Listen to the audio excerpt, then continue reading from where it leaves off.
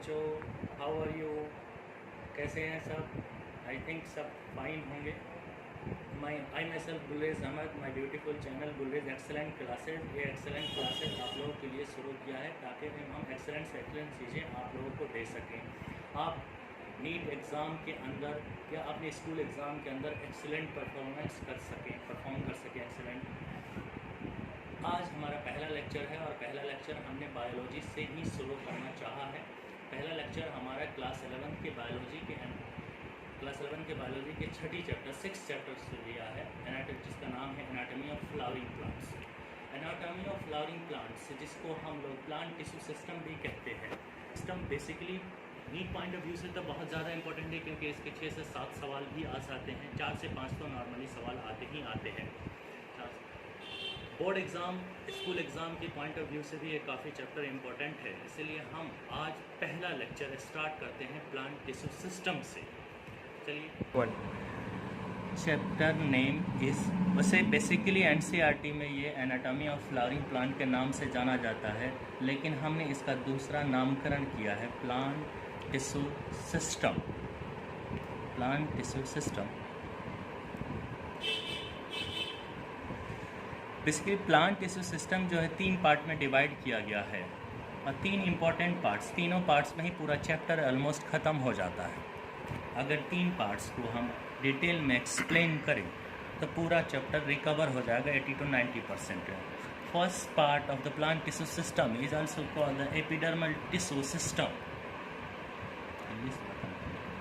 Epidermal tissue system. दूसरा part ground tissue system,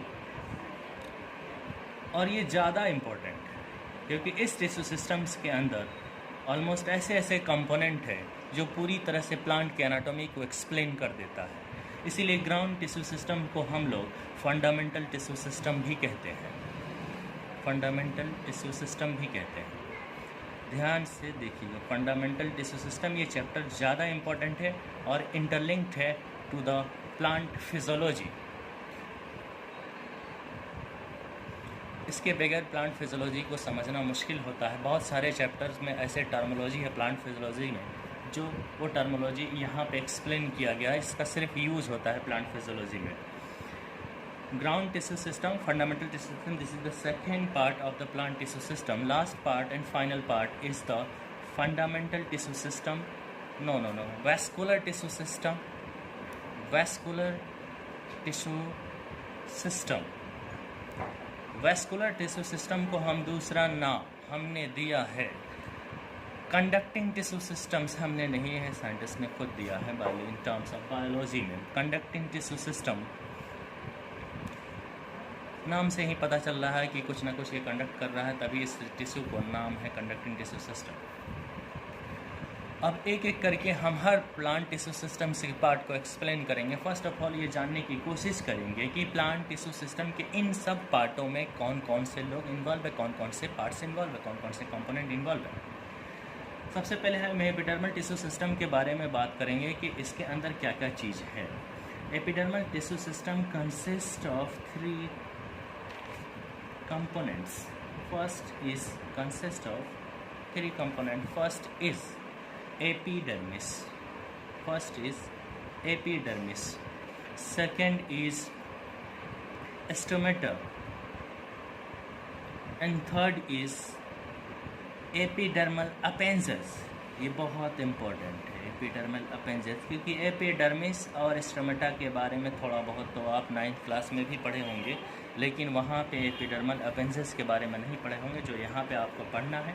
और इससे लगातार क्वेश्चन आता रहा है नीट एग्ज़ाम के अंदर। अब ग्राउंड टिश्यू सिस्टम और फंडामेंटल टिश्यू सिस्टम के अंदर देखते हैं कि कौन कौन से टिश्यू इसके अंदर आते हैं। तो ध्यान दीजिए इस बात पे, क्या लिख रहा हूँ। all the tissues except epidermal tissue जो एपिडर्मल टिश्यू ना हो, एंड वैस्कुलर टिश्यू भी ना हो, वो सब के सब क्या है, वो सब के सब ग्राउंड टिश्यू है।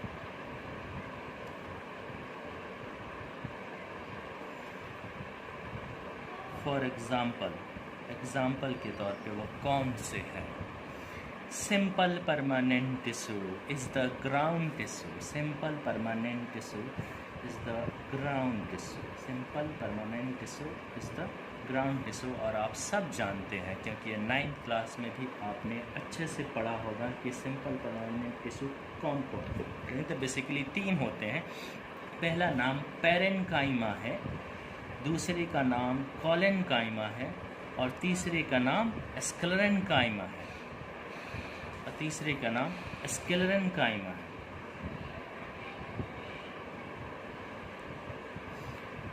पर यहाँ पते की बात यह है कि सिंपल परमानेंट टिश्यू सिर्फ और सिर्फ स्टेम और रूट्स में पाया जाता है, लीफ में नहीं पाया जाता है। या याद रखेंगे, सिंपल परमानेंट टिश्यू नहीं पाया जाता है लीफ में। तो लीफ में ग्राउंड टिश्यू आखिरकार है कौन?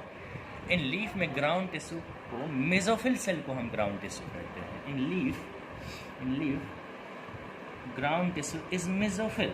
Ground tissue is mesophyll. नाम तो सुना होगा, नहीं सुना, ठीक है। अब वैस्कुलर टिश्यू सिस्टम और कंडक्टिव टिश्यू सिस्टम में कौन कौन से टिश्यूज आते हैं उसके बारे में बात करते हैं। For example vascular tissue system में कौन आ सकते हैं? तो कॉम्प्लेक्स परमानेंट टिश्यू आते हैं वैस्कुलर टिश्यू सिस्टम में। कॉम्प्लेक्स परमानेंट टिश्यू आते हैं किस में? वैस्कुलर टिश्यू में आते हैं। और वो कॉम्प्लेक्स परमानेंट टिश्यू कौन होते हैं? जाइलम एंड फ्लोएम, ठीक है। ये हमने इसके पूरा क्लासिफिकेशन कर दिया प्लांट टिश्यू सिस्टम की। प्लांट टिश्यू सिस्टम बेसिकली कितने पार्ट्स में है, हर पार्ट्स में कौन कौन से टिश्यूज़ आते हैं। अब हम इन सब एक एक टिश्यूज़ के बारे में डिटेल एक्सप्लेनेशन करते हैं। ओके, डिटेल एक्सप्लेनेशन करते हैं। फ़िलहाल वीडियो को आप पॉज करें, इसको फिर उतारें, फिर आगे मूव करें। ओके, पॉज कर दिया, उतार लिया। चलिए अब हम नेक्स्ट टॉपिक पे चलते हैं। नेक्स्ट टॉपिक ये हम अब चलते हैं। अब हमने कहा कि हम सारे टिश्यूज़ के डिटेल एक्सप्लेनेशन करेंगे। आप ध्यान से सुने, इससे ज़्यादा आसान किया नहीं जा सकता इस चैप्टर को जितना आसान मैं करने की कोशिश कर रहा हूँ। इजी लैंग्वेज और शॉर्ट में ही कर रहा हूँ। जितना नीट एग्ज़ाम के लिए ज़रूरत है उतना ही मैं कर रहा हूँ। सबसे पहले हम एपिडर्मल टिश्यू सिस्टम में जो एपिडर्मिस टिश्यू है उसके एक्सप्लेनेशन की तरफ चलते हैं। एपिडर्मिस बेसिकली क्या है? एपिडर्मिस क्या है?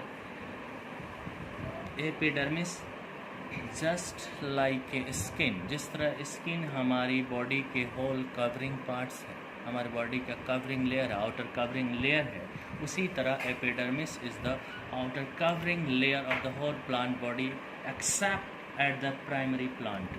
यानी प्राइमरी प्लांट्स में नहीं पाया जाता है, सिर्फ और सिर्फ सेकेंडरी प्लांट में पाया जाता है।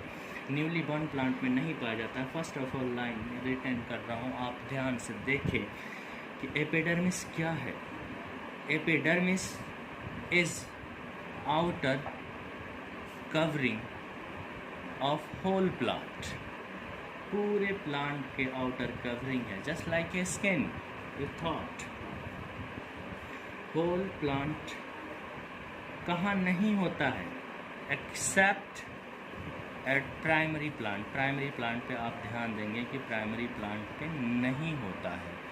तो प्राइमरी प्लांट में एपिडर्मिस क्यों नहीं होता है ये भी हम एक्सप्लेन करेंगे।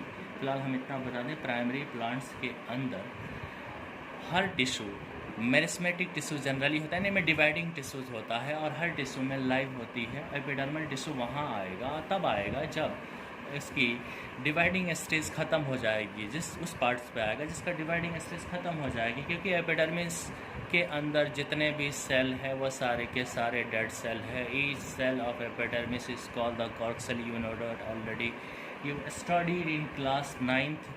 इसके बारे में हमें ज़्यादा जानने की ज़रूरत नहीं है, इसके सवाल पूछे भी नहीं जाते। आगे हम बात करेंगे अगर जहाँ कहीं ज़रूरत पड़ेगा तो। सबसे पहले दूसरी बात एपिडर्मिस के बारे में। Epidermis is usually unilayer. Epidermis is usually unilayer, यानी एक ही लेयर होता है, 2-3 लेयर नहीं होते हैं। इस हिसाब से एपिडर्मिस काफ़ी थिन होगा, स्किन भी की तरह स्किन भी काफ़ी थिन होता है क्योंकि स्किन भी यूनिलेयर होता है। एपिडर्मिस यूजुअली यूनिलेयर, ठीक है। एक इम्पॉर्टेंट बात, इन स्टेम, ध्यान दीजिए, in stem and leaves, not root, in stem and leaf, इसको मैंने घेर दिया, leaves, epidermis covered by thick waxy layer is called cuticle,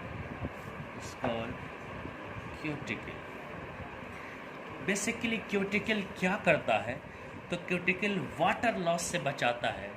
due to transpiration की वजह से जो प्लांट में वाटर लॉस होता है उसे रिड्यूस कर देता है, यानी कि they prevent, epidermis prevent, cuticle prevent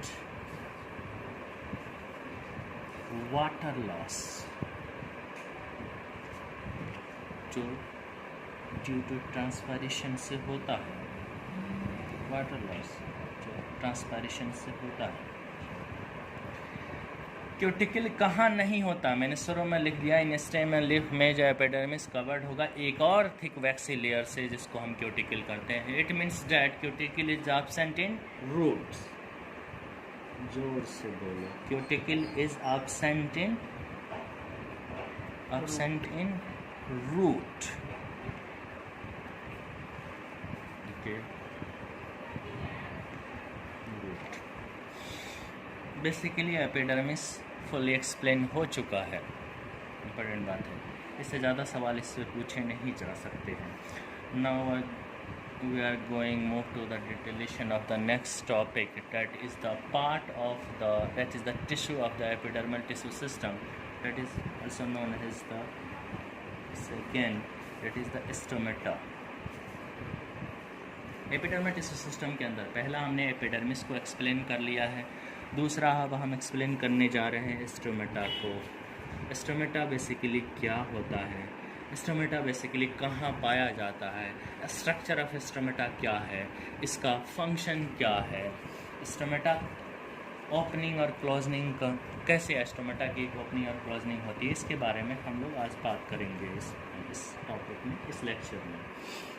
अब अच्छा, तो स्टोमेटा बेसिकली कहाँ पाया जाता है। Stomata is present in epidermis of leaves,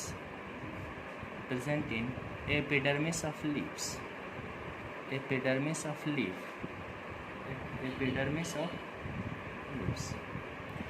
अब लीव्स चाहे वो मोनोकॉट्स के हो चाहे डाइकॉट्स के हो, एपिडर्मिस उसका दो पार्ट्स में डिवाइड होगा, यानी दो तरह के एपिडर्मिस दोनों में पाए जाएंगे, चाहे वो लीफ मोनोकोट के हो चाहे वो लीफ डाइकोट के हो। दो तरह के एपिडर्मिस होंगे, दो जगहों पे होंगे। एक एपिडर्मिस ऊपरी लीफ के ऊपरी हिस्सा पे होगा, एक तरह के एपिडर्मिस लीफ के निचले हिस्सा पे होगा। जो ऊपर की तरफ लीफ के अपर सरफेस की तरफ जो एपिडर्मिस होता है उसको हम लोग कहते हैं, क्या कहते हैं, एडेक्सियल एपिडर्मिस। और नीचे की तरफ जो एपिडर्मिस होता है उसको हम क्या कहते हैं, abaxial epidermis. First of all हम जानने की कोशिश करते हैं, epidermis of leaf is divided into the differentiate into the two parts. Epidermis of leaf, epidermis of चाहे वो डाइकॉट के हो या मोनोकॉट के हो, एपिडर्मिस ऑफ लीव्स चाहे वो डाइकॉट के हो चाहे वो मोनोकॉट के हो, दोनों लीफ के epidermis basically differentiate into the two parts,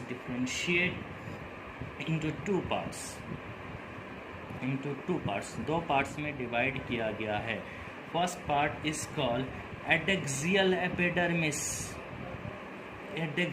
epidermis and second part is the abaxial epidermis. Okay, video को पॉज करें, फिर इसको लिखें, समझें और लिखें, फिर हम लोग नेक्स्ट टॉपिक पे चलते हैं। ओके, करिए। ओके, ठीक है।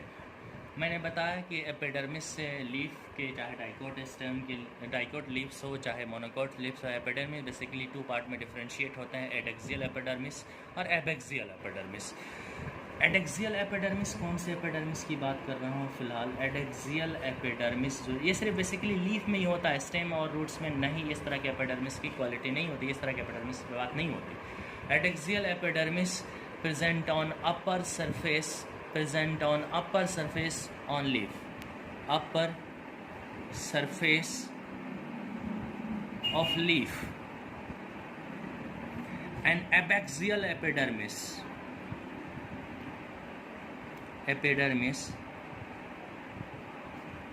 present below present on lower surface of leaf के लोअर सरफेस पे पाया जाता है। अब ये एडेक्सियल एपिडर्मिस से एबेक्सियल एपिडर्मिस बेसिकली एक्सप्लेन करने की वजह ये थी कि मैं बताना चाहता था कि स्टोमेटा बेसिकली लीफ में कहाँ पाया जाता है। हम जानते हैं कि लीफ के अंदर जो एपिडर्मिस में पाया जाता है स्टोमेटा, लेकिन कौन से एपिडर्मिस में पाया जाता है इसके लिए समझना है। इसके लिए हमने इस बात को एक्सप्लेन किया। जब बात डाइकोट लीव्स की हो रही होगी, जब बात डाइकोट लीव्स की करें, तब उसमें हम ये देखते हैं कि एडेक्सियल एपिडर्मिस जो अपर सरफेस ऑफ लीफ है, वहाँ स्टोमेटा नहीं है, या है तो बहुत ही कम है। Almost negligible amount of the leaves है स्टोमेटा है, यानी कि स्टोमेटा इज वेरी लेस या फिर absent ऑन एडेक्सियल एपिडर्मिस। बात किसकी करें तो डाइकोट लीव्स की बात करें तो डाइकोट लीव्स की बात करें तो ऐसा है। पर डाइकोट लीव्स के नीचे वाले एपिडर्मिस, जिसको हम एबेक्सियल एपिडर्मिस कहें, वहाँ स्टोमेटा है। Stomata is more in numbers present on abaxial epidermis ये बात है। अब हम बात अगर मोनोकोट लीव्स की करें, ओके, अब अगर बात हम मोनोकोट लीव्स की करें, मोनोकोट, वहाँ पे स्टोमेटा इक्वल नंबर में है, चाहे वो हम एडेक्सियल एपिडर्मिस की बात करें चाहे हम एबेक्सियल एपिडर्मिस की बात करें, नंबर ऑफ स्टोमेटा इक्वल है। कहाँ? मोनोकोट लीव्स में। Number of stomata is equal on both abaxial and adexial and abaxial epidermis।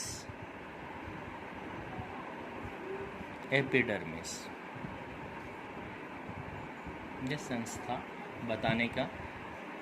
तो आप लोगों को मैंने अभी बताया adaxial epidermis, abaxial epidermis. Dicot leaves में एडेक्सियल एपिडर्मिस में स्टोमेटा होगा कि नहीं होगा, एबेक्सियल एपिडर्मिस में स्टोमेटा होगा कि नहीं होगा। इन मोनोकोट लीव्स में स्टोमेटा किस तरह से होगा, एडेक्सियल एपिडर्मिस में और एबेक्सियल एपिडर्मिस में। Now I am going to move next line. अभी टॉपिक ख़त्म नहीं हुआ है, अभी टॉपिक खत्म नहीं हुआ। हम लोग स्टोमेटा बेसिकली पढ़ रहे हैं और स्टोमेटा के बारे में हम अब और आगे बात करते हैं कि स्टोमेटा बेसिकली क्या करता है, उसके बारे में बात करेंगे। तो स्टोमेटा क्या करता है, यानी स्टोमेटा रेगुलेट क्या क्या करता है, तो रेगुलेट गैसवेज एक्सचेंज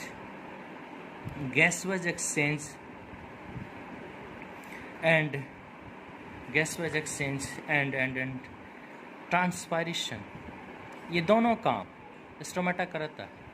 दो मेन फंक्शन है स्टोमेटा का बेसिकली, गैसवेज एक्सचेंज एंड ट्रांसपायरेशन। तो बेसिकली इसको वीडियो को पॉज करें इसको समझें, उतारें और फिर आगे मूव करें। ओके, 1 2 3, 1 2 3, ठीक है। अब हम लोग स्टोमेटा के स्ट्रक्चर के बारे में बात करेंगे कि स्टोमेटा बेसिकली बना कैसे है। तो सबसे पहले हम बात करेंगे कि stomata is formed, stomata is made up of 2 bean shaped cell that is called the guard cell. 2 guard cell से स्टोमेटा बना है पूरी तरह से। Stomata is formed, stomata is made up of 2, कितने, 2 बीन शेप्ड या फिर kidney shape cell. Bean shaped, kidney shaped, basically bean shaped, kidney bean shaped ही होता है। इस कॉल गार्ड सेल, और उस बीन शेप्ड सेल को हम लोग गार्ड सेल कहते हैं। क्या कहते हैं हम लोग? गार्ड सेल कहते हैं, सेल कहते हैं। और ये गार्ड सेल बेसिकली जो है इंक्लूज कर देते हैं स्टोमेटल पोर को, और स्टोमेटल पोर को हम लोग स्टोमेटल अपर्चर भी कहते हैं। यानी कि guard cell in stomata, guard cell includes the stomatal aperture, stomatal aperture, जिसको हम लोग स्टोमेटल अपर्चर मैंने कहा, जिसको हम लोग स्टोमेटल पोर भी कहते हैं, स्टोमेटल पोर भी कहते हैं, उसको इंक्लूज किया है ये गार्ड सेल। गार्ड सेल कैसा होता है? तो किडनी शेप, बीन शेप्ड का होता है, 2 होता है स्टोमेटा के अंदर। हम अब स्ट्रक्चर को देखते हैं, ध्यान से देखें इस स्ट्रक्चर को, ध्यान से देखें इस स्ट्रक्चर को। This is the bean shaped cell that is the guard cell. हो सकता है ये खूबसूरत ना बने डायग्राम, ठीक है, थोड़ा ज़्यादा मोटा अपर्चर होगा, अपर्चर इतना ज़्यादा बड़ा नहीं दिखाना था, ज़्यादा बड़ा पोर नहीं दिखाना था, पर समझने के लिए काफ़ी है। अब हम कोशिश करते हैं इस पॉइंट में। इसको हम लोग कह रहे हैं गार्ड सेल, क्योंकि बीन शेप्ड सेल, इसी को हम लोग गार्ड सेल कहेंगे। और ये गार्ड सेल 2 है, 1 2 है, ठीक है। और इसको हम लोग स्टोमेटल अपर्चर कह रहे हैं, स्टोमेटल अपर्चर कह रहे हैं, स्टोमेटल अपर्चर कह रहे हैं, ठीक है। और गार्ड सेल, पते की बात यह है कि गार्ड सेल का जो इनर वाल है, जो स्टोमेटल अपर्चर है, स्टोमेटल पोर की तरफ है, वो थिक है basically. Inner wall of guard cell toward the aperture, stomatal aperture is thick,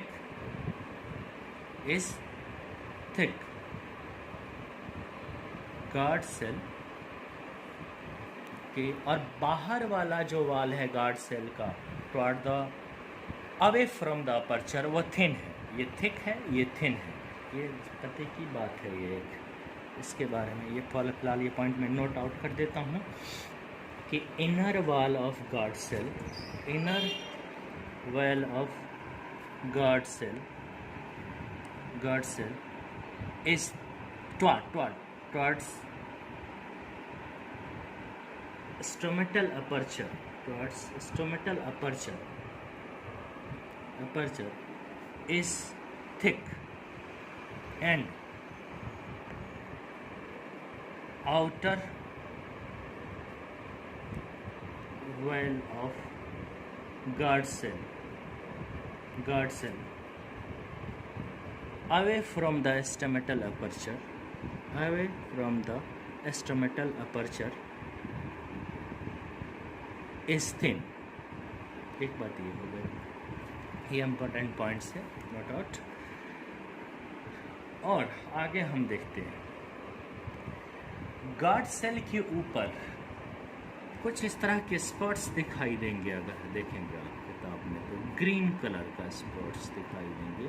basically ये कुछ और नहीं, क्लोरोफिल है, यानी गार्ड सेल में क्लोरोफिल है। This is the chlorophyll.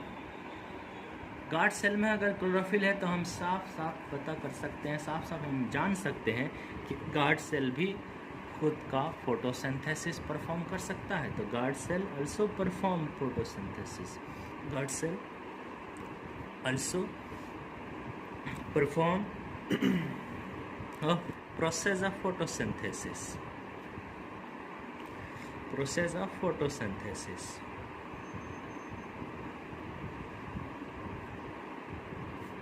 Process of photosynthesis. Now पहले आप उसको उतारें, वीडियो को पॉज करें, उतारें, समझें, फिर हम आगे लेक्चर में चलते हैं।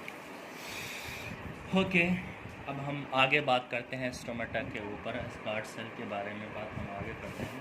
इसमें बेसिकली आप यहाँ देखें, पहले इसको भी देखें डायग्राम को, और आप देखें कि गार्ड सेल के ऊपर एक फिलामेंट टाइप स्ट्रक्चर पाया जाता है जिसको हम लोग माइक्रोफिब्रिल कहते हैं गार्ड सेल में, जो रेडियली अरेंज्ड होता है गार्ड सेल के ऊपर। इसको हम लोग क्या कह रहे हैं, माइक्रोफिलामेंट, और यही ओपनिंग ऑफ स्टोमेटा में हेल्प करता है। यानी कि इसके बारे में हम लिख रहे हैं कि guard cell contain, guard cell या in guard cell cellulosic microfibril, cellulosic microfibril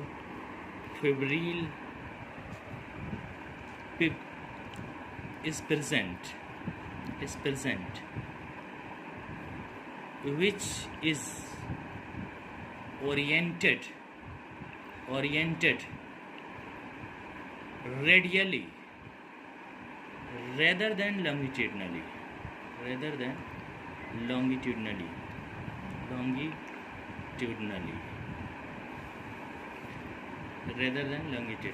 in guard cell cellulosic microfibril is present which is oriented radially rather than longitudinally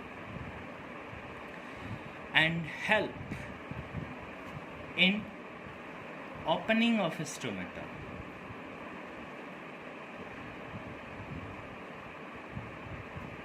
opening of stomata, इसीलिए हम लोग कहते हैं कि guard cell help in opening and closing of stomata, help in opening and closing and stomata, opening and closing of stomata, opening और closing of stomata में guard cell help करता है, क्योंकि गार्ड सेल के पास ये सेलुलोजिक माइक्रोफिब्रिल है।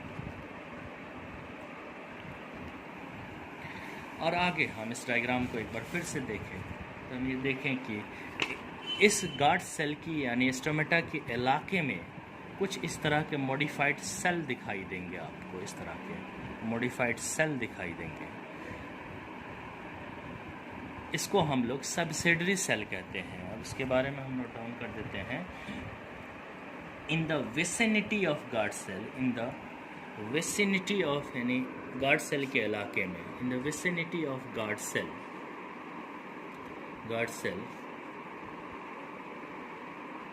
some cells are modified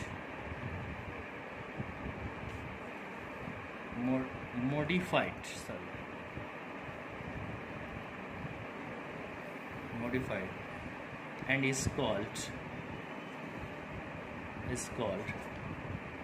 subsidiary cell। अब देखिए, अब फिर डायग्राम को देखिए, इसको हम लोग कहते हैं स्टोमेटल अपर्चर, इसको हम कहते हैं गार्ड सेल, और ये कहला रहा है सब्सिडरी सेल। इन तीनों को मिला के हम लोग कहते हैं स्टोमेटल अपरेटस। इन तीनों को मिला के हम लोग कहते हैं स्टोमेटल अपरेटस। कौन कौन से? Stomatal aperture plus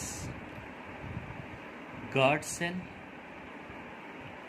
plus subsidiary cell, ये तीनों को मिला के हम लोग क्या कहते हैं? Stomatal apparatus.